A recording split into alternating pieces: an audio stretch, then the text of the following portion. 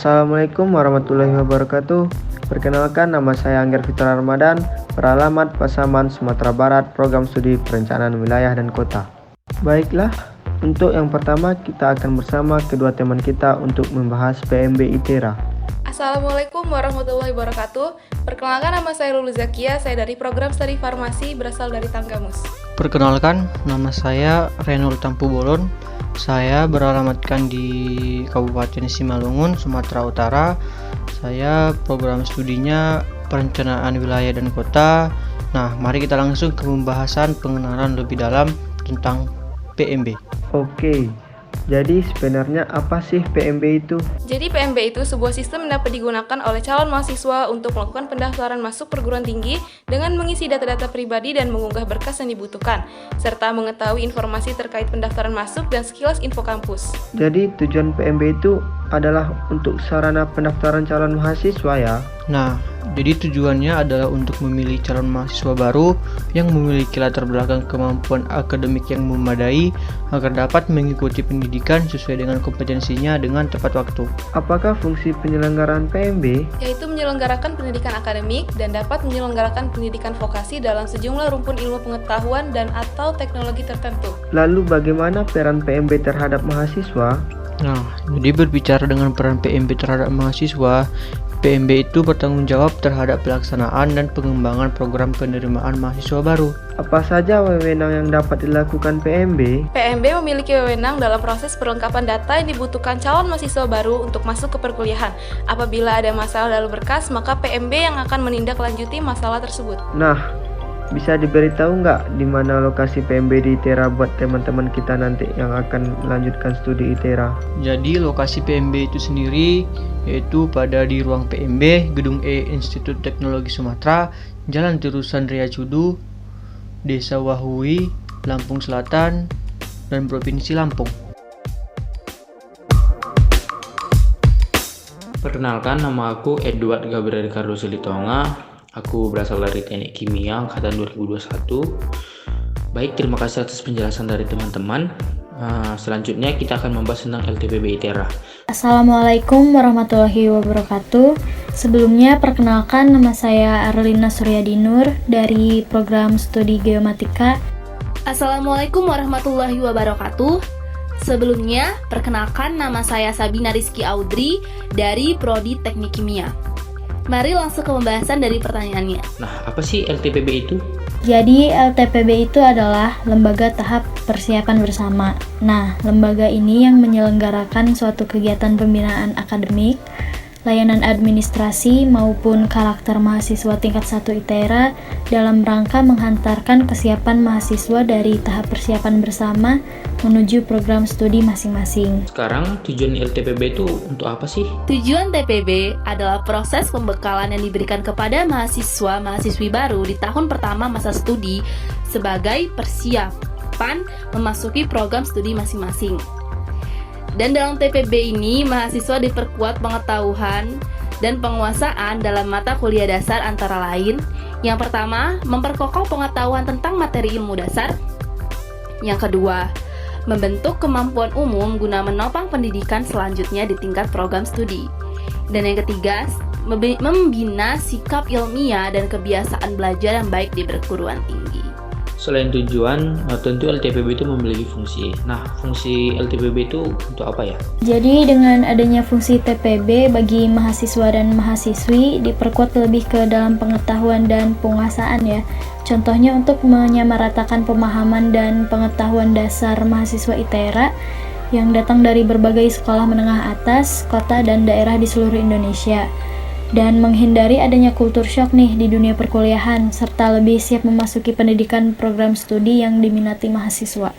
Kenapa peran LTPB itu sangat penting bagi mahasiswa? Karena dengan adanya peran TPB ini, siswa menjadi lebih siap untuk masuk ke dunia perkuliahan, dan pembekalan ilmu dasar perkuliahan setiap mahasiswa itu sama rata, dan menjadikan mahasiswa mampu beradaptasi di tingkat program studi yang lebih baik lagi. Apakah lokasi LTPB itu hanya ada di daerah saja? Nah, ITERA bukan satu-satunya perguruan tinggi yang melaksanakan program TPB untuk mahasiswa baru. Sebelumnya sudah ada ITB, ITS, IPB, UNPAD, dan ITK. Tujuan mereka sama seperti ITERA, yaitu memberi bekal kepada seluruh mahasiswa baru sebelum lanjut ke program studi masing-masing. Dan untuk TPB ITERA saat ini dilaksanakan dengan model hybrid, di mana mahasiswa bisa melakukan pembelajaran secara online maupun offline. Nah, kira-kira bagaimana sih proses pembelajaran TPB itu? Untuk mata kuliah yang dipelajari pada saat TPB itu, yang pertama, mata kuliah wajib berdasarkan KKNI Undang-Undang Nomor 12 Tahun 2012 tentang Pendidikan Tinggi, mengatur mata kuliah yang wajib diajarkan pada jenjang program sarjana. Antara lain itu ada 5, yaitu Agama, Pancasila, Kewarganegaraan, dan Bahasa Indonesia. Nah, yang kedua, mata kuliah wajib Institut Teknologi Sumatera. Nah, ini merupakan mata kuliah yang dirumuskan berdasarkan visi misi dan tujuan strategis Institut Teknologi Sumatera itu lebih ke arah pembangunan ITERA. Dan rektor tuh sebagai pemimpin tertinggi menginstruksikan bahwa sivitas akademika ITERA itu harus dapat merespon tantangan masyarakat untuk dapat memajukan teknologi, mampu menyelesaikan permasalahan dan pendayagunaan potensi Sumatera, serta menjadi bagian dalam kebutuhan langsung masyarakat. Dan yang ketiga, mata kuliah wajib dan pilihan program studi. Nah, mata kuliah ini dirumuskan oleh masing-masing program ya, berdasarkan target pencapaian pembelajaran lulusan yang dirumuskan dengan mengacu pada standar KKN tadi, yang meliputi aspek sikap, keterampilan umum, pengetahuan, dan keterampilan khusus yang dimiliki oleh mahasiswa program studi tersebut di tingkat sarjana. Dengan mempertimbangkan kebutuhan dalam keilmuan dasar yang berbeda-beda antar prodi satu dengan prodi lainnya ini, maka dibuat pengelompokan nih jumlah beban SKS mata kuliah TPB program studi yang disebut sistem klaster. Nah, pengelompokan klaster ini didasari variasi jumlah SKS mata kuliah yang ada di dalam tahap persiapan bersama untuk masing-masing program studi. Jumlah kelompok klaster pada TPB ITERA ini terdiri dari 5 klaster, yaitu klaster A, B, C, dan E. Oke, mata kuliah apa saja sih yang dipelajarin, kalau boleh tahu? Oke, terima kasih atas pertanyaannya. Jadi, proses pembelajaran yang dilakukan di tahap persiapan bersama menggunakan 2 metode, yaitu pengajaran secara konvensional dan pengajaran secara daring. Pengajaran konvensional diperlakukan dengan metode ceramah, diskusi, latihan soal, pemberian tugas, praktikum, dan sebagainya. Sedangkan pada pengajaran daring, mahasiswa dapat mengakses materi perkuliahan melalui web kuliah itera.ac.id. Nah, kalau masalah sosmed dan website, apakah LTPB itu memiliki website atau sosmed? Jadi buat teman-teman yang masih kepo tentang TPB ITERA, bisa mengunjungi websitenya yaitu ltpb.itera.ac.id. Alamatnya di Institut Teknologi Sumatera, Gedung E, Ruang E105. Jam kerjanya Senin sampai Kamis itu jam 8 sampai jam 16.30, dan Jumat jam 8 sampai jam 5 sore atau jam 17.00. Dan emailnya tpb@itera.ac.idb@itera.ac.id. Facebooknya buat teman-teman yang mau mengunjungi itu LTPB ITERA, atau juga bisa mengunjungi media sosial Instagram mereka yaitu LTPB_ITERA. YouTube-nya juga ada LTPB ITERA Official. Lokasi mereka di Gedung E ITERA.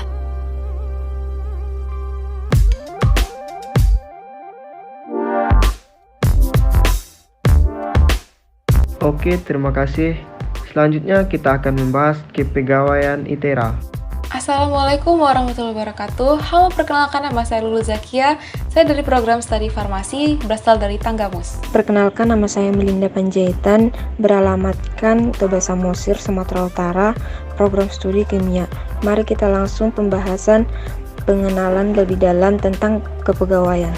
Apa sih kepegawaian itu? Segala hal mengenai hak, kewajiban, kedudukan, dan pembinaan terhadap pegawai. Pegawai merupakan tenaga kerja manusia, baik rohani maupun jasmani, yang senantiasa dibutuhkan. Oke, boleh dijelaskan lebih lanjut tentang tujuannya? Baik, tujuan dari kepegawaian ialah yang pertama, memperkuat sistem perencanaan dan pengembangan pegawai, serta pemenuhan atau rekrutmen sesuai dengan tingkat kebutuhan dan yang tersedia. Yang kedua, mengembangkan sistem manajemen informasi. Yang ketiga, meningkatkan kualitas sumber daya aparatur untuk meningkatkan kompetensi sesuai tugas pokok dan fungsi yang dilaksanakan melalui pendidikan dan latihan, peningkatan pendidikan formal, dan meningkatkan keterampilan teknik dan fungsional aparatur pemerintahan. Yang keempat, terwujudnya penataan pegawai sesuai kompetensi jabatan dan syarat jabatan serta memperhatikan pola karir. Yang kelima, peningkatan pembinaan pegawai untuk meningkatkan akuntabilitas dan kesejahteraan pegawai. Dan yang terakhir, peningkatan kinerja layanan dalam rangka meningkatkan kapasitas pemerintahan daerah guna mewujudkan tata pemerintahan yang baik atau good governance. Bagaimana dengan fungsi peran dan wewenangnya? Untuk fungsinya, dapat menolong suatu organisasi atau sebuah perusahaan di dalam menilai keperluan perusahaan. Dapat menolong menilai apa aja yang dijangkau dari sumber yang sudah ada. Lalu perannya adalah sebagai tenaga pendidik, membimbing mahasiswa-mahasiswi dalam program kerja dan melaksanakan kegiatan. Kalau wewenangnya, membimbing karyawan dan menyusun program kerja dan melaksanakan tugas sehari-hari. Bagaimana struktur keanggotaannya? Berkaitan dengan struktur, bisa kita lihat pada bagian berikut ini. Di mana sih lokasi kepegawaian ITERA? Institut Teknologi Sumatera, Jalan Terusan Riyadjudu, Waiwuhi, Kabupaten Lampung Selatan, Lampung.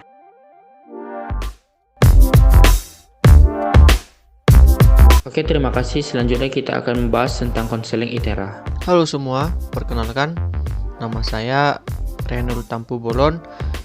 Saya tinggal di Kabupaten Simalungun, Sumatera Utara. Saya berprogram studi Perencanaan Wilayah dan Kota atau PWK. Assalamualaikum warahmatullahi wabarakatuh. Perkenalkan, saya Nasyojin Fazira, program studi Desain Komunikasi Visual. Langsung aja ke pembahasan dan pengenalan tentang bimbingan konseling. Menurut teman-teman nih, apa sih arti dari bimbingan konseling ITERA? Jadi, bimbingan dan konseling berasal dari dua kata, yaitu bimbingan dan konseling. Arti bimbingan itu sendiri yaitu bantuan yang diberikan kepada individu untuk memilih dan mempersiapkan diri untuk hal-hal tertentu. Siapa yang memberikan bantuan tersebut? Tentu adalah orang-orang yang sudah ahli di dalamnya. Nah, bagaimana dengan konseling? Tidak jauh berbeda kok. Arti konseling itu sendiri yaitu konseling atau yang disebut juga dengan penyuluhan adalah proses pemberian bantuan yang dilakukan oleh seseorang ahli kepada individu yang mengalami suatu masalah dan bermuara pada teratasinya masalah yang dihadapi seseorang tersebut. Jadi, dapat kita ambil intinya bahwa bimbingan dan konseling adalah proses pemberian bantuan yang dilakukan melalui wawancara konseling atau face to face oleh seseorang ahli yang disebut dengan konselor kepada individu yang sedang mengalami sesuatu masalah yang disebut dengan konseling. Nah, kalau tujuan dibentuknya BK itu apa ya? Nah, bimbingan konseling itu sangat penting dan sangat dibutuhkan oleh masyarakat.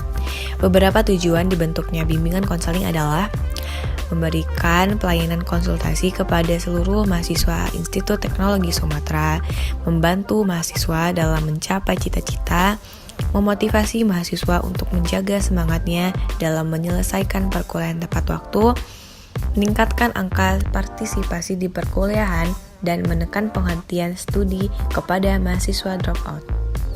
Merupakan sarana dalam memberikan upaya persuasif oleh perguruan tinggi kepada mahasiswa yang bermasalah, dan yang terakhir merupakan sarana dari pihak kampus untuk mendekatkan diri kepada mahasiswa dan memberikan rekomendasi kepada kampus dalam penanganan mahasiswa-mahasiswa khusus. Nah, tadi kan sudah diberitahu tentang tujuannya. Sekarang, apa sih fungsi dari bimbingan konseling? Nah, kan konseling itu adalah kondisi seseorang yang sedang berada dalam proses berkembang atau menjadi yang sering juga disebut dengan on becoming, yaitu proses menuju kematangan secara psikis dan secara emosional, dan juga menuju kedewasaan diri. Nah, mungkin itu terjadi saat seorang anak remaja yang sedang menuju proses pendewasaan. Ada juga orang yang mungkin lagi di dalam masalah dan lain sebagainya. Nah, maka dari itu, fungsi dari bimbingan konseling itu sendiri adalah yang pertama, ada pemahaman, yaitu membantu para mahasiswa dan mahasiswi agar memiliki pemahaman terhadap dirinya dan lingkungannya. Yang kedua, ada pencegahan atau preventif, yaitu mengantisipasi berbagai masalah yang mungkin terjadi dan berupaya untuk mencegahnya supaya tidak dialami oleh mahasiswa dan mahasiswi. Yang ketiga, ada perbaikan. Nah, ini untuk memperbaiki kekeliruan mahasiswa dan mahasiswi dalam berpikir, berperasaan, dan bertindak dengan melakukan intervensi supaya memiliki pola pikir yang sehat, rasional, dan perasaan yang tepat kepada tindakan yang produktif dan normatif. Yang keempat, ada penyembuhan atau kuratif, yaitu pemberian bantuan kepada mahasiswa dan mahasiswi yang telah mengalami masalah pribadi, masalah sosial, belajar, maupun karir. Yang terakhir, ada pemeliharaan, yaitu membantu peserta didik atau mahasiswa dan mahasiswi supaya dapat menjaga dan mempertahankan situasi kondusif yang telah tercipta dalam dirinya agar terhindar dari penyebab penurunnya produktivitas diri.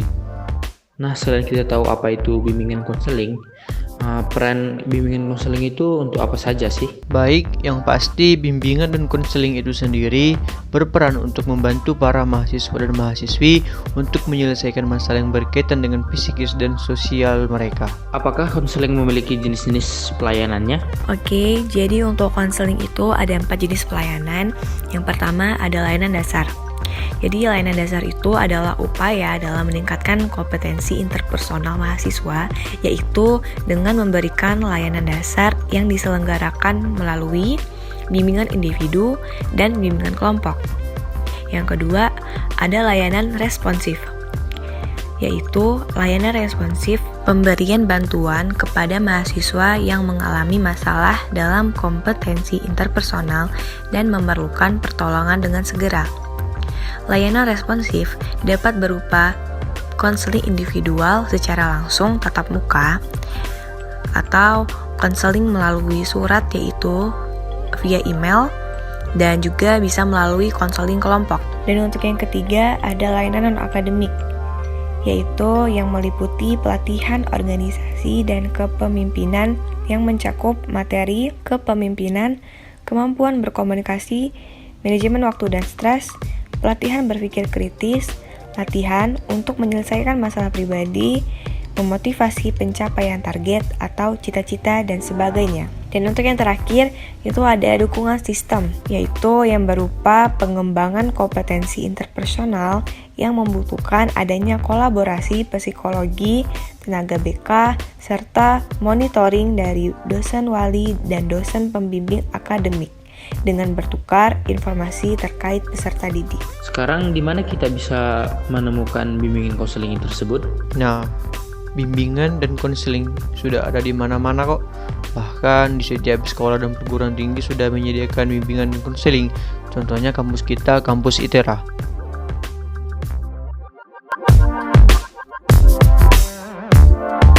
Oke, kita lanjut ke asrama ITERA ya. Assalamualaikum warahmatullahi wabarakatuh. Perkenalkan, nama saya Bintang Erlangga dari program studi Teknik Informatika. Perkenalkan, nama saya Christy Natalia. Saya dari program studi Farmasi. Langsung aja ya, kita ke pembahasan pengenalan lebih dalam tentang asrama. Wah, asrama ini kan tempat tinggal bagi yang di luar kota kan? Iya, bener banget. Tapi untuk garis besarnya, asrama itu merupakan sebuah bangunan dengan kamar-kamar yang dapat ditempati oleh beberapa penghuni di setiap kamarnya. Alasan sebuah asrama bisa berupa tempat tinggal asal sang penghuni yang terlalu jauh, maupun untuk biayanya yang terbilang lebih murah dibandingkan bentuk penginapan lain. Dalam asrama terjadi interaksi antara warga asrama sebagaimana interaksi sama saudara, dan interaksi antara warga asrama dengan pembina sebagai interaksi antara anak dengan orang tua. Oke, bisa dijelasin lebih rinci nggak tujuan asrama? Untuk tujuan asrama yang secara umum itu yang pertama, membina mahasiswa ITERA menjadi insan yang beriman dan bertakwa kepada Tuhan Yang Maha Esa. Yang kedua, meningkatkan wawasan berpikir, memiliki intelektualitas dan integritas kepribadian bagi mahasiswa ITERA. Dan yang terakhir, membangun keterampilan sosial dalam kehidupan bermasyarakat yang baik bagi mahasiswa ITERA. Selain itu, secara khusus asrama ITERA bertujuan untuk yang pertama itu menyediakan tempat tinggal bagi mahasiswanya, khususnya mahasiswa baru yang berasal dari luar kota Bandar Lampung. Yang kedua, menyediakan tempat tinggal yang sehat dan dekat dengan kampus ITERA. Yang ketiga, menyediakan wahana belajar yang merupakan komponen dari kegiatan belajar. Dan yang terakhir itu, menyediakan wahana bagi pengembangan pribadi dalam pengembangan kedisiplinan, rasa sosial, tanggung jawab, kemandirian, dan kepemimpinan. Wah, mantap banget. Bagaimana dengan fungsinya? Untuk asrama di ITERA memiliki 3 fungsi pokok, yaitu yang pertama, mendukung keberhasilan akademik bagi warga asrama. baik bidang kurikuler maupun non-kurikuler. Yang kedua, sebagai tempat untuk membangun karakter mahasiswa seperti etika, kedisiplinan, kejujuran, tanggung jawab, komitmen, tangguh, dan peduli terhadap orang lain. Yang ketiga, sebagai tempat untuk berlatih menjalani kehidupan sosial kemasyarakatan. Wah, bagaimana dengan struktur keanggotaannya? Nah, di dalam asrama itu punya struktur keanggotaan yang terdiri dari pembina asrama yang saat ini sedang dibina oleh Bapak Arif Juniarto, SHUT MSI. Yang kedua, kakak asrama yang berasal dari mahasiswa ITERA. Dan yang terakhir itu penghuni asrama yang merupakan mahasiswa tahap persiapan bersama ITERA. Untuk rincian tentang asrama ITERA bisa dilihat di tabel berikut. Nah, untuk biayanya itu 150.000 per bulan, tapi dibayarkan total 10 bulan di awal pendaftaran. Widih, murah banget ya. Gimana nih dengan fasilitasnya? Fasilitasnya juga cukup mumpuni. Ada 4 tower asrama, 2 tower putri, dan 2 tower putra. Kapasitas asrama putra menampung 684 orang dan asrama putri menampung 712 orang. Dan setiap kamar dilengkapi tempat tidur, meja dan kursi belajar, lemari, serta ada kamar mandi dalam. Oke, selanjutnya kita akan membahas bagian akademik ITERA. Assalamualaikum warahmatullahi wabarakatuh. Perkenalkan, nama saya Laila Aulia, Prodi Teknik Geofisika, Institut Teknologi Sumatera, kelompok 90. Nah, apa sih akademik itu? Akademik adalah kata yang mengacu kata sifat. Kata sifat ini cenderung menunjukkan ke arah yang bersifat ilmiah. Maksud ilmiah tentu saja berkaitan erat dengan ilmu pengetahuan yang didasarkan dari teori-teori yang telah diuji kebenarannya secara objektif. Tujuan dari akademik ITERA adalah memajukan, mengembangkan, dan menyebarluaskan ilmu pengetahuan, teknologi, seni, ilmu kemanusiaan untuk meningkatkan kesejahteraan penduduk Sumatera khususnya dan bangsa Indonesia sejalan dengan dinamika masyarakat Indonesia serta masyarakat dunia dengan tetap menjunjung tinggi nilai-nilai sosial, kemanusiaan, dan lingkungan melalui wahana Tridharma Perguruan Tinggi dengan penugasan ITB untuk melahirkan Institut Teknologi Sumatera. Diharapkan ITERA menjadi perguruan tinggi dengan reputasi dan yang berkualitas mendekati ITB. Apakah dalam akademik ITERA ini ada bagian-bagiannya? Tolong dijelaskan. Nah, akademik Institut Teknologi Sumatera ada beberapa bagian nih. Pertama, perubahan nilai. Perubahan nilai dibagi menjadi 2. Yang pertama, mata kuliah sudah pernah diulang. Dengan catatan, nilai mata kuliah yang baru sudah keluar. Adapun cara penghapusan dapat dilakukan di loket akademik dan kemahasiswaan Gedung B lantai 1. Yang kedua, nilai mata kuliah salah input. Dapat melakukan perbaikan melalui admin program studi. Setelah perubahan nilai, yang kedua adalah perubahan mata kuliah. Mahasiswa diberi kesempatan untuk menambah atau membatalkan mata kuliah dalam rencana studi sesuai dengan jadwal yang ditentukan pada kalender akademik. Adapun cara merubah atau membatalkan mata kuliah dapat dilakukan dengan ketentuan mata kuliah yang diulang. Pertama, menyerahkan form perubahan mata kuliah khusus yang diulang dan melampirkan transkrip. Download here form penghapusan mata kuliah telah diulang mata kuliah karena salah input atau pindah kelas atau lainnya. Setelah itu, konfirmasi ke dosen wali dan langsung menghadap ke program studi masing-masing. Bagian yang ketiga, pengajuan cuti kuliah. Cuti kuliah adalah masa tidak mengikuti kegiatan akademik selama 1 atau maksimum 2 semester. Pengajuan cuti kuliah sebanyak 2 kali selama masa studi dapat dilakukan secara berurutan maupun tidak berurutan.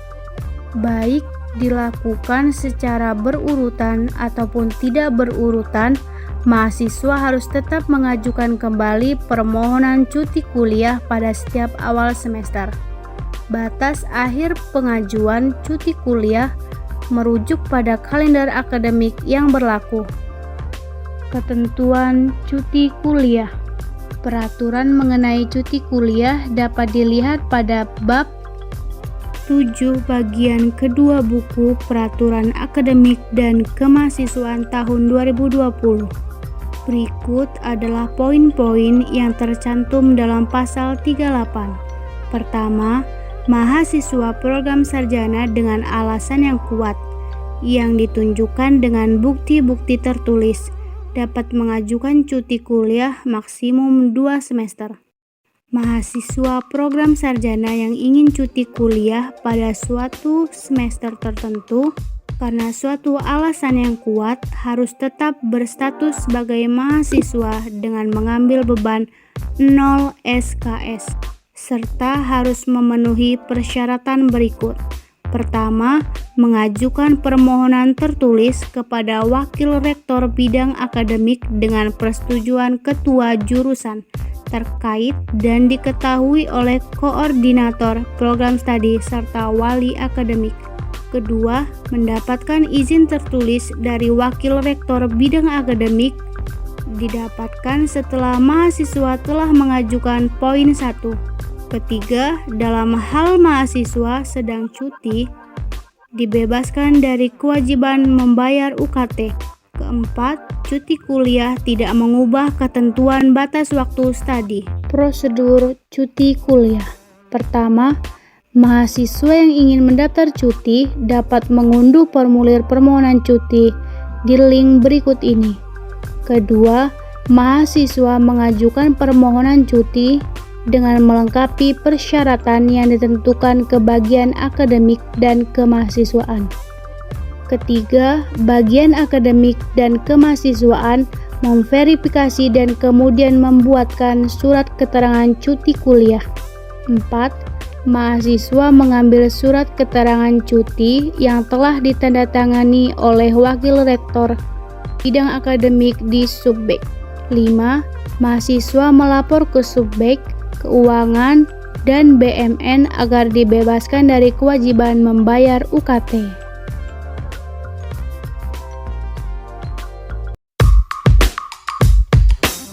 Baik, terima kasih atas penjelasannya. Untuk berikutnya, kita akan bahas tentang kemahasiswaan ITERA. Shalom, perkenalkan nama saya Fernando Christian Adinata Panggabean. Saya berasal dari program studi teknik sipil. Assalamualaikum warahmatullahi wabarakatuh. Perkenalkan nama saya Mei Yesi, beralamatkan di Pasaman Barat, program studi teknik industri. Mari kita langsung ke pembahasan pengenalan lebih dalam tentang kemahasiswaan.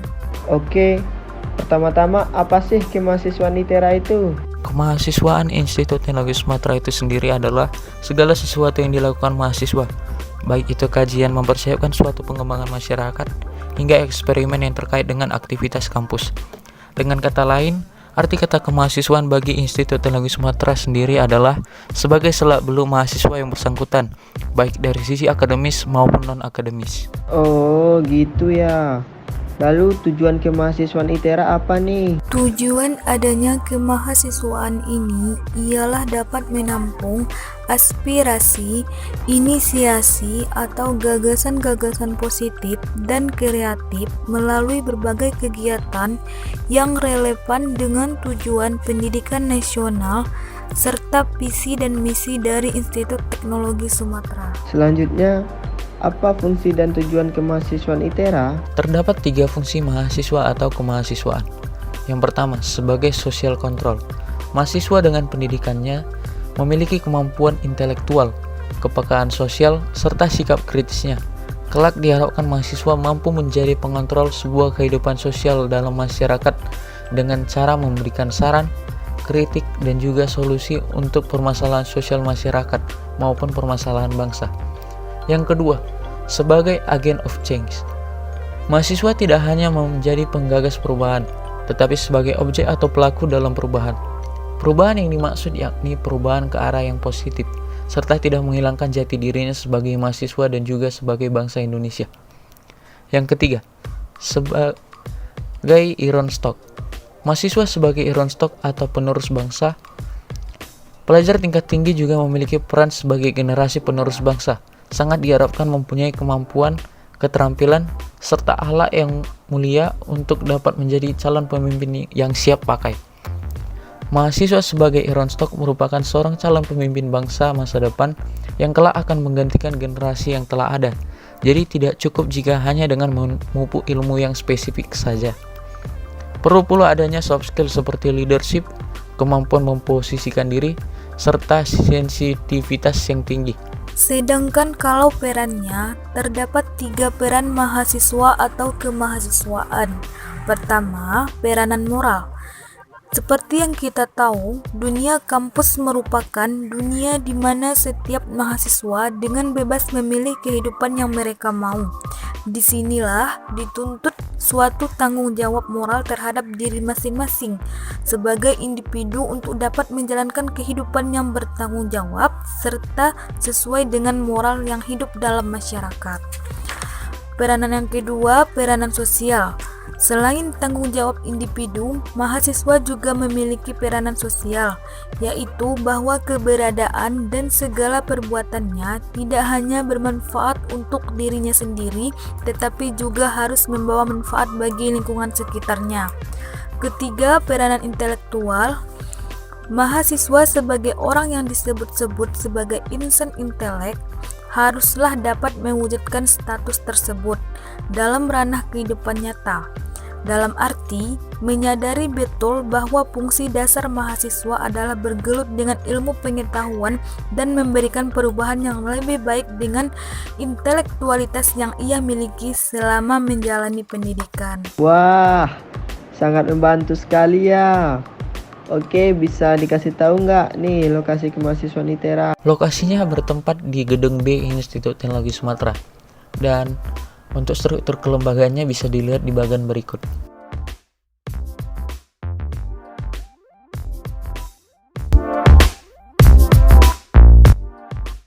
Baiklah, untuk terakhir kita langsung bahas tentang UPT. Assalamualaikum warahmatullahi wabarakatuh. Perkenalkan, nama saya Muhammad Hasbi Ali Faiki, beralamatkan di Jawa Timur dari program studi perencanaan wilayah dan kota. Perkenalkan, nama saya Aisyah, beralamatkan di Jalan Pulau Panggung, Gang Sapuan, nomor 132, Waihui, Jati Agung, Lampung Selatan, Lampung, dari program studi teknik pertambangan. Ngomong-ngomong UPT, di ITERA ini ada berapa saja sih UPT? UPT di ITERA ini ada banyak banget. Jadi, di sini kami akan membahas lebih dalam 5 dari sekian banyaknya UPT di ITERA. Yang pertama ada UPT Laboratorium Terpadu. Apa sih UPT Laboratorium Terpadu itu?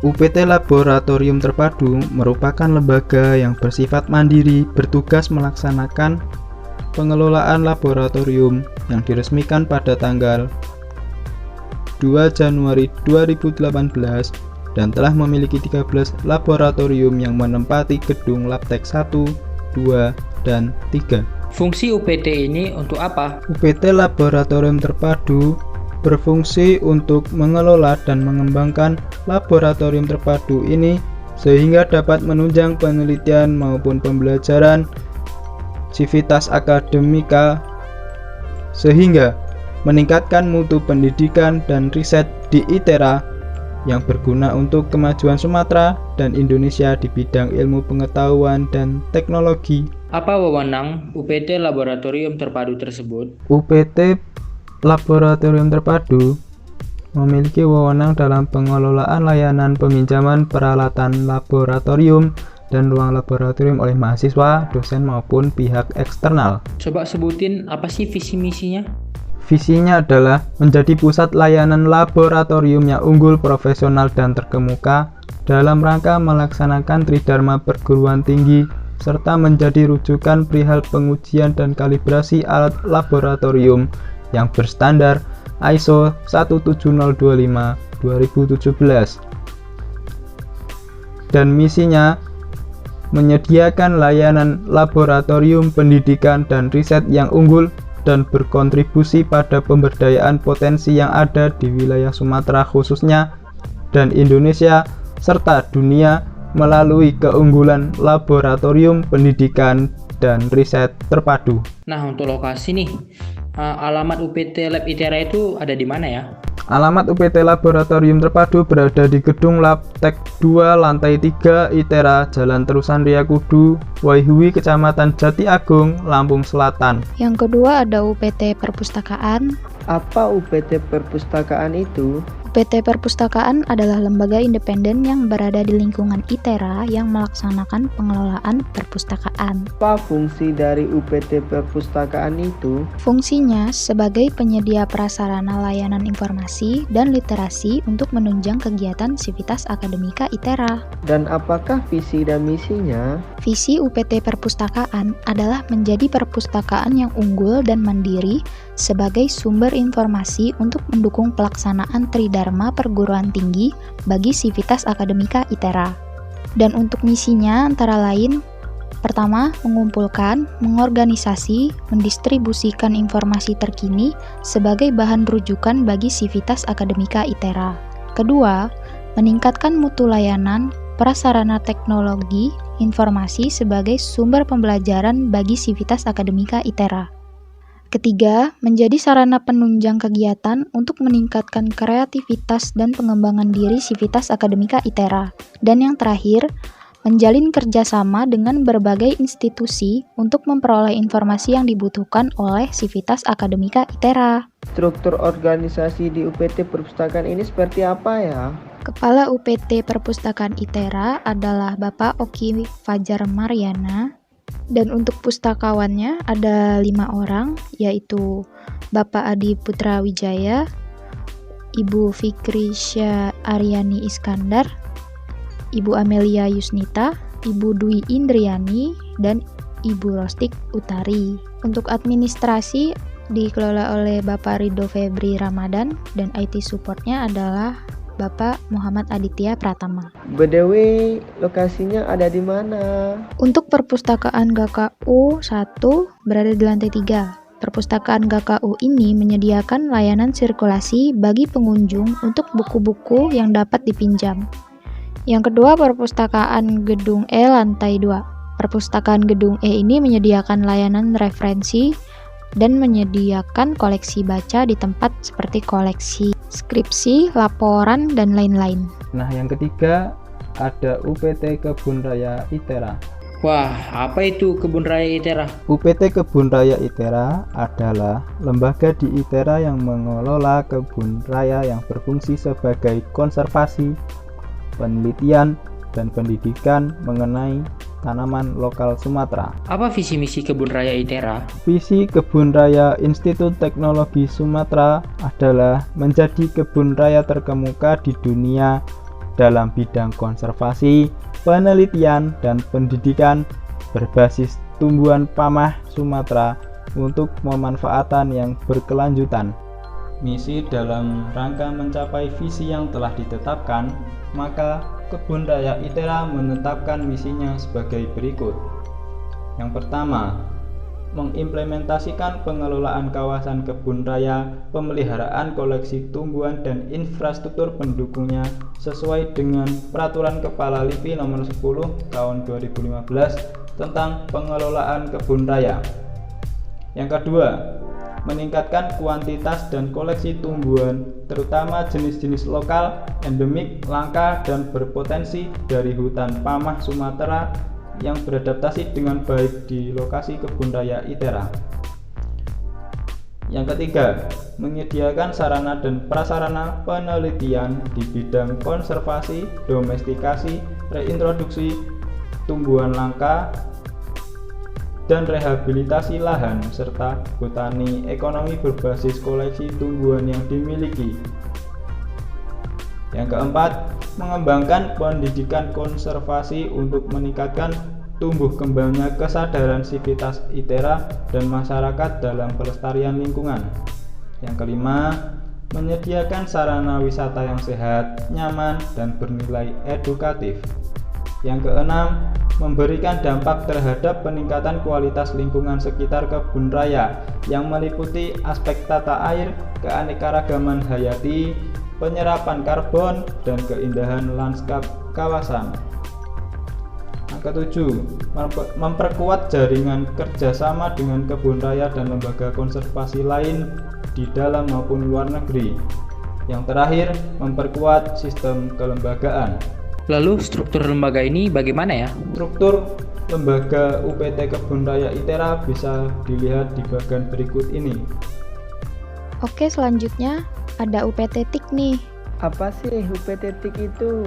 UPT TIK ini merupakan unit pelaksana teknis yang menangani sistem informasi, aplikasi, dan jaringan internet yang ada di Institut Teknologi Sumatera atau ITERA ini. Dan apa tujuan dari UPT TIK ini? UPT TIK ini punya visi menjadi unit pelaksana teknis yang terkemuka dan unggul dalam menyelenggarakan layanan teknologi informasi demi mewujudkan cita-cita dan tridharma Institut Teknologi Sumatera. Punya misi juga loh, yaitu yang pertama, menyelenggarakan layanan teknologi informasi yang berdaya saing lokal. Yang kedua, berkontribusi pada pemberdayaan potensi sumber daya yang ada di wilayah Sumatera khususnya dan Indonesia serta dunia melalui keunggulan teknologi informasi dan komunikasi. Wah, sangat hebat sekali ya. Bagaimana dengan perannya? Sesuai dengan pengertian yang tadi udah aku sebutin, jadi UPT TIK ini berperan sebagai penunjang jalannya aktivitas akademik di ITERA, kayak penyedia website, merilis aplikasi Pocket mahasiswa juga.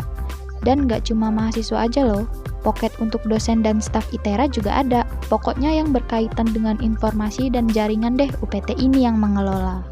Untuk struktur keanggotaannya di mana nih? UPT TIK ini dikepalai oleh Bapak Heriansyah selaku dosen program studi teknik elektro. Dan untuk strukturnya bisa dilihat di bagian ini ya. Yang terakhir nih, ada UPT MKG. Wah, apa itu UPT MKG? Nah teman-teman, sebelumnya pasti udah tahu kan BMKG itu apa? Ya betul, BMKG adalah Badan Meteorologi, Klimatologi, dan Geofisika. Lantas apa hubungannya dengan MKG ITERA? Tentu saja sama dengan BMKG.